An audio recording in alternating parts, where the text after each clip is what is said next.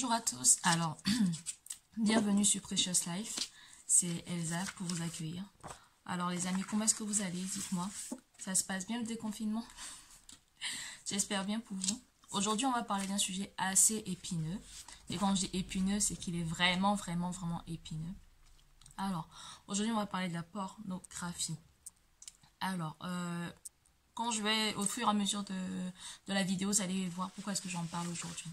Définition de la pornographie. La pornographie est une représentation de scènes obscènes destinées à être communiquées au public, par extension obscénité. C'est-à-dire non seulement être communiquée au public de manière cinématographique, mais également littéraire et artistique.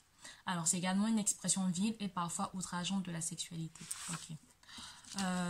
Je vais vous donner juste quelques chiffres liés à la pornographie. Alors la France sur internet gagne à peu près, non, pas gagne, mais la France a 92 milliards de vidéos X qui sont regardées en 2016 sur Internet. Donc, il y a 92 milliards de vidéos pornographiques qui sont regardées sur une certaine plateforme par la France et par les Français, on va dire, par les personnes vivant en France en 2016. La France est donc le 6e plus gros consommateur dans le monde. Ainsi, une personne sur 10 n'a jamais vu du porno. 83% des femmes en ont déjà vu et il y en a 59% qui le voient en couple. Alors, 17% des acteurs porno utilisent des préservatifs, seulement 17%. Donc vous imaginez le reste, la majorité peuvent tomber malades, peuvent vraiment être en danger au niveau de leur santé. Alors, 3000 $ est dépensé chaque seconde à travers le monde pour des biens liés à la pornographie. Donc 3000 $, c'est vraiment pas rien quoi. 24 ans, c'est l'âge de référence pour le premier film pornographique. Ensuite, on a 57 milliards de dollars de chiffre d'affaires qui sont liés à l'industrie pornographique. On a 11% des enfants de 4 à 12 ans qui auraient déjà vu ne serait-ce qu'une minute d'un film porno sur Canal Plus entre minuit et 6 h du matin. Et là, vous dites, wow, entre 4 et 12 ans, quoi.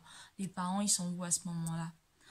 Alors, pourquoi j'en parle? J'en parle parce que c'est un sujet qui touche tout le monde, que ce soit les enfants, les adultes, les vieillards, les femmes, les hommes. C'est vraiment un phénomène d'actualité qui n'a pas d'âge en fait, qui peu importe le temps, les circonstances continuera de toucher les gens encore et encore. Et j'aimerais vraiment en parler parce que vu qu'on est toujours dans la thématique du couple, de bâtir des couples solides en fait, c'est tellement important parce que ce genre d'addiction là, oui, parce que la pornographie est une addiction. Ce genre d'addiction-là, justement, peut non seulement conduire à la masturbation pour certains, qui est encore une autre addiction, mais en plus peut détruire littéralement des couples qui sont soit mariés ou ensemble, tout simplement. Et si vraiment ce problème n'est pas réglé dans la saison du célibat, en fait, et que vous entraînez ce problème-là dans votre couple, vous allez créer des problèmes, en fait, dans votre couple. Parce que souvent, en tant que femme, les femmes qui se retrouvent avec des hommes qui regardent ce genre de choses ne comprennent pas en fait pourquoi leur époux regarde cela en fait. Et elles se sentent trahies, elles se sentent blessées, elles se sentent pas suffisantes, elles se sentent pas assez, elles se sentent négligées. C'est comme si en fait leur mari préférait regarder de telles images obscènes plutôt qu'elles en fait et qu'elles ne suffisaient pas complètement. Et ça, il y a des témoignages qui en parlent, vous pouvez le retrouver sur internet. Alors, pourquoi aussi j'en parle? Tout simplement parce que ce genre de film, en fait, donne une très mauvaise vision de la sexualité, non seulement à la jeunesse, mais même aux adultes. Parce qu'à cause de cela, on voit dans ces films que les femmes sont des femmes objets, qui ont toujours envie de sexe, qui ont toujours envie de libertinage, qui ont toujours envie de faire n'importe quoi, qui sont des femmes légères. Et on montre vraiment ce rapport de force-là, alors qu'il n'est pas du tout dans la réalité. Donc un homme qui a vu ce genre de film pendant longtemps et donc qui dans sa tête se dit qu'une femme a tout le temps envie de libertinage, a tout le temps envie de sexualité et qui se retrouve avec une femme mais qui n'a pas envie, qui a mal à la tête, qui ne peut pas, qui est indisposée, qui a plein de trucs de ce genre, va se dire mais wow, c'est parce que ma femme elle est pas normale, forcément toutes les autres femmes en ont envie mais pas ma femme. Alors messieurs, sachez-le, les femmes ne sont pas créées comme les hommes peuvent avoir des envies, on va dire tout le temps, de sexualité, ou pas forcément tout le temps, mais plus régulièrement que les femmes. Une femme peut ne pas avoir envie de sexe, elle peut très bien avoir envie de sexe pendant quoi? Pendant ces quelques moments dans son cycle, parce qu'elle a été créée comme ça, mais en dehors de ces quelques jours dans son cycle, elle n'en aura pas du tout envie, elle peut passer des mois, voire des années sans rapport sexuel, ça ne la dérange Pas du tout. Donc c'est pour vous dire à quel point on est différent à ce niveau-là. Et en plus de ça, on a le rapport où on voit des hommes qui dominent en fait. On a un rapport de dominant-dominé en fait. Et l'homme qui est en mode je domine et la femme qui est la dominée. Donc on a des femmes objets et là finalement ce rapport-là n'est pas un rapport d'amour, ni un rapport de respect, ni un rapport de protection. Et donc ces jeunes hommes-là qui regardent ce genre de film, lorsqu'ils vont se retrouver en couple en fait, et avec leurs copines, ils vont vouloir faire ce qu'ils voient dans les films. Donc ils vont se mettre à avoir des attitudes avec leur chérie en fait qui sont complètement contradictoires. À des attitudes pour la rabaisser, pour l'humilier sans s'en rendre compte, pour essayer de dominer, pour prendre le dessus, pour avoir ce rapport de force là. Alors que finalement non. La femme ne recherche pas un homme qui domine ou autre. La femme recherche un homme qui est respectueux, qui l'aime et qui la protège. Donc, qui l'aime et qui la respecte même dans l'acte sexuel. C'est tellement important d'avoir du respect et de l'amour dans l'acte sexuel parce que si vous utilisez, comment dire, si vous vous comportez comme des animaux même dans ce acte-là, en fait, ça ne passera pas. Je suis désolée, messieurs, mais votre chérie, peut-être qu'elle ne vous le dira pas, mais à un moment, elle arrêtera tout ou bien même elle partira. Donc, tout simplement, ça ne passera pas parce que la femme a besoin d'amour, la femme a besoin de respect, la femme a besoin justement de douceur et de tendresse. Elle n'a pas besoin de bestialité, elle n'a pas besoin d'un homme qui la prend de haut, qui la respecte pas et qui même dans les échanges se croit supérieur. Ça, faut surtout pas le faire. Faut l'éviter. Alors, ensuite... on voit également que des hommes justement qui regardent ce genre de film sont des hommes qui pensent en fait que tout leur potentiel est dans la sexualité en fait. En fait, l'homme à partir de ce moment-là psychologiquement et je sais pas comment expliquer ça. On dit psychologiquement et même mentalement se croit fort en fait que quand il arrive à satisfaire sa partenaire et là il se sent waouh, là je suis un homme. Et donc ce qui fait qu'il est complexé quand il n'y arrive pas.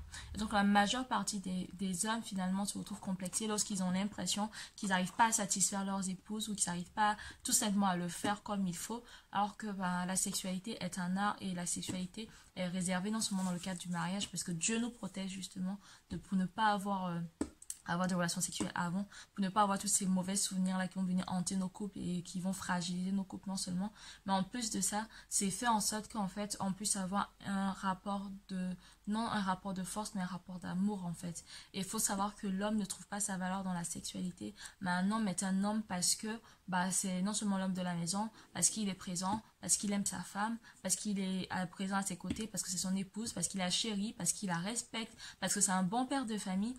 L'homme ne doit pas trouver sa valeur uniquement dans la sexualité parce qu'à partir de ce moment-là, il est complètement... comment dire, il serait complètement à la ramasse parce que là, dans ce cas, si c'est dans...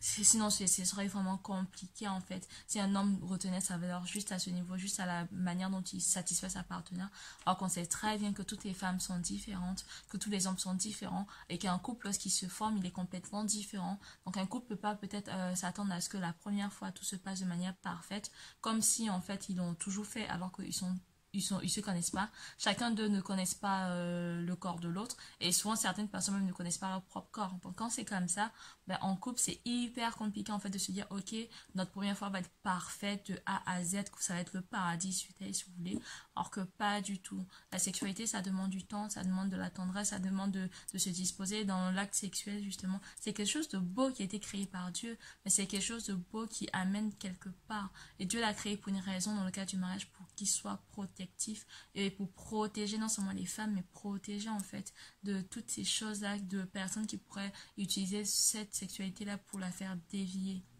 Et donc, messieurs, ne tirez pas votre valeur de l'acte sexuel. Alors là, à aucun moment. Un homme est un homme parce que c'est un bon père de famille. Un homme est un homme parce que c'est un bon époux qui prend soin de sa famille, qui gère à la maison, qui est là, qui est présent, qui est aimant en fait. Une femme peut tout simplement être conquise par son époux juste parce qu'il sort les poubelles. C'est un truc tout bête, mais vous savez tous comment on appelle les langages de l'amour. Si vous allez les voir, si vous avez une femme qui est par exemple service rendu, juste le fait que vous sortez les poubelles, elle, ça va la mettre dans un état d'extase en fait, elle sera tellement contente et tellement remplie alors que vous peut-être ça sera la sexualité qui va vous rendre heureux alors que elle pas du tout. Donc ça aussi il faut trouver un moyen de pouvoir en parler, communiquer de la bonne manière et faire les choses de la bonne manière. Donc voilà, je vais m'arrêter là-dessus.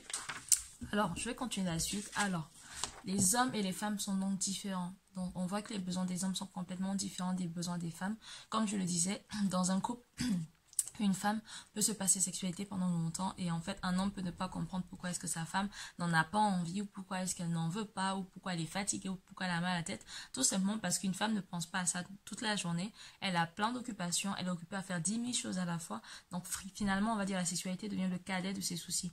Ok, je n'ai pas dit que c'est acceptable ou autre, mais c'est comme ça que la femme a été conditionnée, c'est comme ça qu'elle a été créée. Après, c'est en fonction de chaque couple, c'est à chaque couple de voir comment faire pour mettre du piment dans sa vie sexuelle, c'est à chaque couple de voir comment faire en fait pour pouvoir régler ce genre de choses et comment faire pour pouvoir garder la flamme allumée. Alors, j'ai parlé de tous ces chiffres et de tout ça parce que j'aimerais surtout vous parler de mon témoignage, tout simplement. Alors, comment est-ce que j'ai eu un rapport avec la pornographie et comment moi également, ça m'avait déformé carrément l'idée que j'avais de la sexualité. Alors, j'avais 12 ans quand j'aimais partir au cybercafé. Parce que faut savoir que dans certains pays, en fait, il y a des cybercafés un peu comme ici, qui sont mis à disposition, en fait, pour pouvoir aller se connecter à Internet. Et à ce âge-là, j'aimais beaucoup jouer aux jeux. Et souvent, soit mon père ou ma mère, ils me prêtaient sur leur téléphone pour jouer à des jeux, mais il y a certains moments où ils ne voulaient pas, où ils n'étaient pas disponibles. Donc, je partais souvent certains week-ends au cybercafé pour aller jouer à des jeux. Souvent, pas forcément des jeux vidéo, mais des jeux d'arcade ou ce genre de choses, un peu comme Zuma ou encore, je vais pas faire des pubs, ou d'autres jeux en fait qu'on peut trouver sur téléphone aujourd'hui, mais qui à l'époque n'étaient pas disponibles sur téléphone, ils étaient que sur ordinateur. Et à ce moment-là, en fait, en allant de plus en plus au cybercafé, malheureusement, je trouvais des jeunes en fait de notre quartier qui allaient au cybercafé, mais pour d'autres raisons, donc pour regarder des films pornographiques. Donc, vous avez les cyber en fait qui sont faits avec des box. Et là où moi j'étais, je regardais les jeux. Et vous avez d'autres box ailleurs. Et en fait, ces jeunes à regarder des films porno. Et c'est vraiment à ce moment-là que j'ai été exposée pour la première fois à un film pornographique. Et que j'avais, on va dire, j'ai été choquée de ça. Mais je pense que la première fois, j'ai pas vraiment réalisé parce que j'ai été au cybercafé à plusieurs reprises. En fait, c'est au bout de plusieurs fois que j'ai réalisé en fait ce qui se passait. Alors, ensuite, il s'en est suivi que au fur et à mesure que vous en regardez, au fur et à mesure vous devenez addict. Parce qu'il faut savoir que des recherches ont démontré que lorsque vous regardez un film pornographique, vous avez l'hormone du plaisir. Donc, je crois que c'est la dopamine, il ne faut pas que je me trompe, qui est libérée en fait dans votre cerveau, qui vous produit du bien. Donc, cette hormone-là vous fait du bien, un peu comme quand vous allez faire du sport et après votre sport, vous vous sentez bien. Cette hormone du plaisir, c'est la même qui est libérée. Donc, chaque fois que vous regardez un film pornographique, vous avez cette hormone du plaisir-là qui est libérée et c'est pour ça en fait que vous vous sentez bien et que chaque fois que ça s'arrête, vous avez l'impression d'avoir cette frustration. Vous avez besoin de repartir vers ça pour encore libérer cette hormone du plaisir. Donc, voilà. Donc, plutôt que de regarder un film pornographique, pourquoi ne pas aller faire du sport? C'est la même, franchement, ça vous libère la même hormone. Alors, par la suite, j'ai commencé à regarder ce genre de films à la télé, tout simplement. Sur certaines chaînes, pas parce que je les cherchais ou autre, mais tout simplement parce qu'il y avait certaines soirées où mes parents étaient, on va dire, en sortie, vous allez voir d'autres familles, d'autres couples, en fait, ils avaient des soirées, et souvent le soir, tu es à la maison et tu regardes la télé, tu peux être sur Gulli, tu peux être sur d'autres chaînes, en fait, mais souvent, en zappant, tu tombes sur une chaîne, il y a certaines chaînes, en fait, malheureusement, à certaines heures, qui ne sont pas cryptées, en fait, qui ne sont pas du tout fermées ni au contrôle, qui ne sont pas soumis au contrôle parental, parce que je tiens à le préciser, mes parents avaient mis le contrôle parental sur toutes les chaînes vraiment qui étaient sujets à ce genre de choses, mais j'ai découvert en fait pendant que je zappais et que je cherchais des films soit télé ou autre, qu'en réalité il y a certaines chaînes en fait qui appartiennent à certaines heures qui ne sont peut-être pas des chaînes liées, des chaînes typiquement pornographiques, mais des chaînes qui appartiennent à certaines heures, mettent du contenu pornographique et qui n'est surtout pas en fait verrouillé. Et c'est à partir de là que je me suis fait piéger, j'ai commencé à regarder ce genre de choses. Alors, et à la partir de là, j'ai commencé à lutter avec ça. Je crois que j'avais quoi, 13-14 ans. Et j'ai commencé à lutter justement avec ce genre de choses, avec ce genre de désir-là, et surtout avec ce genre de film, en fait, qui commençait à être redondant et que, finalement, comme je vous disais, avec la dopamine qui vous rend addict, en fait, et à partir du moment où vous avez besoin de rechercher ce plaisir-là, vous repartez encore le re-regarder. Ce qui m'a vraiment aidé, ça a été vraiment de déterminer l'élément déclencheur. Pourquoi j'en parle? J'en parle pas pour condamner ou pour dire non, c'est pas bien, faites pas ci ou faites pas ça. J'en parle parce que je veux vraiment qu'on puisse avoir des célibataires épanouis, des célibataires qui puissent vraiment entrer dans des couples épanouis et vraiment sauver également des personnes qui sont dans ce genre d'addiction, même qui sont peut-être en couple et qui savent pas comment faire, qui savent pas comment s'en sortir, tout simplement. Ce que moi j'ai fait, je m'en suis pas sortie toute seule. Ça, franchement, faut le savoir. C'est très important de combattre cette chose à deux, pas seulement seul. Si vous avez un ami, une personne que vous savez qui est de confiance, qui va pas vous juger, qui peut vraiment se battre à vos côtés, c'est le plus important et c'est le mieux. Et pour les couples, le mieux c'est d'en parler à votre conjoint parce que votre conjoint est la meilleure personne qui pourra vous aider. Le mieux c'est vraiment de se dire, ok, voici chérie, je vais pas passe par tel moment, c'est pas évident, je sais pas comment faire, je sais pas comment m'en sortir, j'ai besoin de ton aide, aide-moi. Et c'est vraiment la meilleure des choses à faire. Moi, ce que j'ai fait, avant toute chose, non seulement je me suis alliée avec une personne, j'en ai parlé à une amie, et cette amie-là, en fait, mine de rien, passait par le même problème. C'est pas que c'était ironique, mais c'était drôle de voir qu'en fait, finalement, on avait tous les deux les mêmes problèmes, mais on ne le savait pas, en fait, puisque dans ce monde, tout le monde essaie de paraître parfait, tout le monde essaie de faire comme si tout va bien, alors qu'en réalité, il y a de nombreuses personnes qui sont sous cette addiction et qui n'osent pas en parler. Et moi, ça m'a fait du bien de trouver cette amie-là, en fait, qui passait également par la même situation, et qui avait les mêmes combats, parce qu'elle, à son niveau, c'était même pas à la télé, mais c'était carrément les personnes qui venaient à la maison chez eux, qui lui avaient montré des images, en fait, qu'il ne fallait pas du tout, en fait. Et ça, c'est vraiment la pire des choses. Donc, parents, faites attention à qui vous laissez entrer chez vous. Faites attention aux chaînes cryptées. Faites attention à ne pas laisser vos enfants devant la télé à partir d'une certaine heure. Franchement, c'est vraiment le conseil que je peux donner aux parents. Parce que moi, j'en étais victime, je sais ce que c'est. Donc, voilà. Donc, déjà, ce que j'ai fait, j'en ai parlé à cette amie-là. On s'est mis à deux. Et ensuite, quand on s'est soutenus mutuellement. On a pris ensemble, on a pris un temps de jeûne et prière par rapport à ce problème-là, en fait. On a prié par rapport à ça, on a dit, Seigneur, voilà, on n'en veut plus, on veut arrêter cette situation, aide-nous, en fait. Et c'est à partir de là que le Seigneur a commencé à nous aider. Et les choses pratiques vraiment qu'on a fait, c'est que déjà, on a déterminé quels étaient les éléments déclencheurs. Parce que vous n'allez pas regarder un film juste parce que vous avez envie de le regarder. À vous de déterminer réellement dans votre vie qu'est-ce qui se passe à l'instant T, en fait, quand vous allez regarder ce genre de film, qu'est-ce qui fait que vous avez envie de regarder ce film. Moi, je sais qu'à l'époque, quand je partais regarder ce genre de film intentionnellement, c'était parce qu'il y a certaines périodes, par exemple, difficiles par lesquelles on passait, ou parce que peut-être dans ma famille c'était assez compliqué, où on n'était pas, où c'était vraiment compliqué, en fait, les choses n'allaient pas forcément bien comme il fallait, et vu que j'étais frustrée et que je n'allais pas bien, j'essayais de trouver du réconfort, mais à travers ces films-là, parce qu'une fois que je les regardais, en fait, je me sentais bien, mais une fois que c'était terminé, je me sentais coupable, mais de malade, je me sentais tellement pas bien, je me sentais mal, je me sentais, mais zut, alors, j'aurais jamais dû faire ça, j'aurais jamais dû regarder ça, franchement, c'était vraiment compliqué. C'est pour ça que je vous dis vraiment, si vous êtes dans cette addiction-là, il est possible de s'en sortir. Donc j'ai regardé l'élément déclencheur, je me suis dit, ok, dans ce cas, si moi c'est chaque fois que je me sens mal que je vais vers sur une chose, donc j'ai inversé la tendance, j'ai comme ça observé toutes les fois où je vais mal. Quand je vais mal, je me dis, ok, ce que je fais, je vais surtout pas sur mon téléphone, j'allume surtout pas la connexion, je fais autre chose. Soit je lis un livre, soit je vais courir, soit je fais une activité, soit je prie, mais en tout cas, je me suis occupée autrement, en fait, pour remplacer cette mauvaise habitude. Donc ce que j'ai fait, j'ai remplacé mon élément déclencheur. J'ai non seulement déterminé ce qui m'a mené à regarder ce genre de choses, puis je l'ai remplacé, en fait, pour ne pas, en fait, pour pas que je devienne esclave de ça, parce que malheureusement, quand vous êtes dans ce genre d'addiction, vous devenez esclave, parce que vous en avez besoin, vous voulez regarder encore et encore et encore, une vidéo en amène une autre et encore, et vous finissez par souiller, en fait, votre pureté, vous finissez par souiller, votre mentalité, vous finissez par souiller, en fait, ou pas vous souiller complètement, en fait, et votre âme, elle est complètement sale, et c'est toutes ces images-là, même au fur et à mesure que les années et tout, ça prend du temps pour que ces images-là soient effacées, et c'est vraiment pas évident. Donc, voilà. Donc vraiment, ce que je vous conseille, moi, c'est de déterminer l'élément déclencheur. Qu'est-ce qui fait qu'en fait, vous avez ce besoin-là d'aller regarder ce genre de scènes obscènes? Qu'est-ce qui vous amène à aller regarder ça? Qu'est-ce qui vous emmène vraiment à regarder ce genre de choses? Parce que c'est pas un film, ce sont des acteurs qui simulent un acte sexuel. Donc ce sont des acteurs, c'est pas du tout un film, c'est pas du tout la réalité, ce sont des acteurs, ce sont des gens qui ont été payés pour ça, pour faire ce genre de choses. Sans compter que l'industrie pornographique, on n'en parle pas, mais souvent ça cache énormément de choses pas forcément très glorieuses. Il y a des gens qui sont certes payés pour ça, il y a des gens qui le font consciemment, mais il y a des gens qui font des femmes aussi qui font partie de tout ce qui est la traite des femmes, tout ce qui est il y a des femmes qui sont esclaves, qui sont utilisées à des fins sexuelles dans de nombreux pays. Donc franchement, il y a plein de choses de ce genre, en fait, que ça couvre, et on ne peut pas accepter cela, parce que chaque fois qu'on clique sur ce genre d'image, on accepte que ce genre de choses soit banalisé, soit accepté, et je dis non à cela, et je dis je refuse. Donc voilà. Il y a une chose qu'il faut savoir, c'est de mettre vraiment cette veille-là.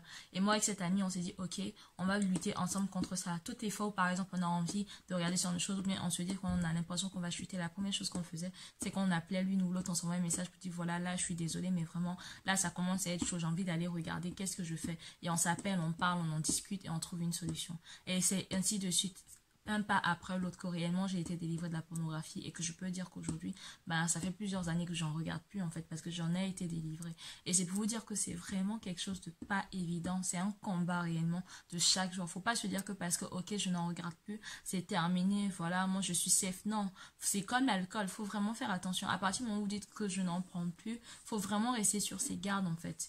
Franchement, faut rester sur ses gardes jour après jour. Je précise, je ne bois pas d'alcool, mais je fais vraiment l'analogie. Faut vraiment rester sur ses gardes, en fait. C'est une fois que vous arrêtez de regarder sur une chose, faut savoir que vous aurez des tentations. Il y aura des moments où vous aurez envie, soi-disant, d'aller regarder. Ou il y aura des moments où vous n'avez même pas envie, mais il y a des images, en fait, obscènes qui se mettent devant vous, comme les publicités. Là, vous savez tout sur vos téléphones. Il y a des pubs souvent qui arrivent, qui s'affichent avec des images obscènes, alors que vous n'avez pas cherché. Donc, franchement, faites attention, installez des filtres. Attention à ce que vous regardez, attention sur les sites sur lesquels vous allez. Et franchement, prenez soin de vous à ce niveau-là. C'est un combat de chaque jour, mais c'est possible d'être délivré, c'est possible vraiment de s'en sortir, c'est possible d'aller de l'avant et c'est possible vraiment de marcher en nouveauté de vie, franchement. Donc, et également, pour les personnes qui ont subi ça pendant des années, priez que le Seigneur réellement renouvelle vos pensées, renouvelle votre manière de voir la sexualité, renouvelle votre manière de penser, parce que justement la sexualité, on ne s'en rend pas compte, mais ça souille non seulement son intellect, mais son âme, mais également la manière dont on voit la sexualité. Inconsciemment, on ne se rend pas compte, mais on a une vision de la sexualité qui est complètement biaisée, alors que Dieu a fait de la sexualité quelque chose de tellement beau, tellement bien, tellement agréable en fait, mais il a placé dans un cadre, dans le cadre du mariage, et c'est juste ce cadre qu'il faut respecter. À partir du moment où vous êtes mariés, vous avez vraiment cette capacité de pouvoir justement jouir l'un de l'autre de la manière que vous voulez, évidemment avec des restrictions, mais de la manière que vous voulez. Donc voilà, c'est vraiment ça. C'est vraiment une vidéo pour conscientiser, pour dire que oui, ce genre de choses atteint énormément de personnes, des jeunes comme des moins jeunes, des vieillards comme des femmes, des hommes, ça atteint tout le monde, des adolescents. Aujourd'hui, réellement, l'âge moyen de regarder le premier film porno est de 24 ans. Mais on a des ados, même des 14, 15, 16 ans qui regardent ce genre de choses. Et vraiment, c'est un appel à conscientiser pour dire faisons attention à la jeunesse qui arrive, à la jeunesse qui grandit, à la jeunesse qui va prendre aussi qui sera la nouvelle génération. Parce que c'est eux la jeunesse de demain, et faisons attention à eux, parce que une société qui est complètement biaisée fera une société détruite. Alors qu'on veut des couples solides, et pour avoir des couples solides, il faut que les célibataires aient des bonnes bases, et que tout ce qui est addiction là puisse être réglé dès maintenant. N'attendez pas de vous dire ok, quand je serai mariée là je vais arrêter cette addiction. Non, non, non, non, non. Sinon ça va vous poursuivre jusque dans le mariage. Le but là, c'est que dans votre saison de célibat là, enlevez toutes ces choses qui sont des parasites dans votre vie, qui vous empêchent vraiment d'avancer, que ce soit des addictions à la pornographie, à l'alcool ou bien même à des jeux. Franchement, toutes sortes d'addictions, c'est le moment vraiment de travailler sur vous-même, de les enlever, de prier, de demander à Dieu son aide en fait pour avancer. Et n'attendez pas d'être marié pour pouvoir faire ça, parce que c'est quelque chose qui risque de détruire votre mariage. Il y a de nombreux mariages qui se sont arrêtés, qui ont été détruits justement sur une chose, la confiance qui a été brisée tout simplement parce qu'un homme était regardé un film pareil, alors que sa femme se sentait trahie et brisée, et la confiance a été brisée. Or, vous savez très bien à quel point c'est important vraiment d'établir des relations de confiance, et à quel point c'est difficile de faire confiance à quelqu'un, et à quel point une fois que la confiance est brisée, pour pouvoir la rebâtir, c'est tellement compliqué. Donc voilà. J'espère que cette vidéo vraiment vous a aidé, et je voulais vraiment vous partager mon témoignage pour vous dire que c'est possible de s'en sortir, c'est possible de faire les choses autrement, et c'est possible vraiment d'être restauré à ce niveau-là. Donc les amis, never give up, n'abandonnez jamais, battez-vous jusqu'au bout et croyez que c'est possible et que Dieu est capable de vous aider. N'hésitez pas à m'écrire à elsacompaoré@gmail.com si vous avez besoin d'aide à ce niveau-là, si vous avez besoin de quelqu'un à qui parler, si vous avez besoin d'encore d'autres outils et de tuyaux, même besoin de prières, de soutien par rapport à ça. Je suis là pour ça, vous inquiétez pas. Ou même si vous avez besoin de témoigner par rapport à ce que vous avez pu vivre, n'hésitez pas à me écrire à elsacompaoré@gmail.com. Je vais vous mettre le mail en barre de description, comme ça vous l'aurez. Donc voilà les amis, j'espère que vous allez bien où vous êtes et que vraiment tout se passe bien pour vous à tous les points. N'oubliez pas que vous êtes précieux et que vous avez de la valeur. Vous êtes tellement précieux que vous ne pouvez même pas imaginer. Vous avez tellement de valeur, les amis, que ne vous laissez pas esclave de n'importe quoi, ni esclave d'aucune addiction que ce soit. Donc, les amis, vous êtes précieux, vous avez de la valeur, et je vous dis à la prochaine.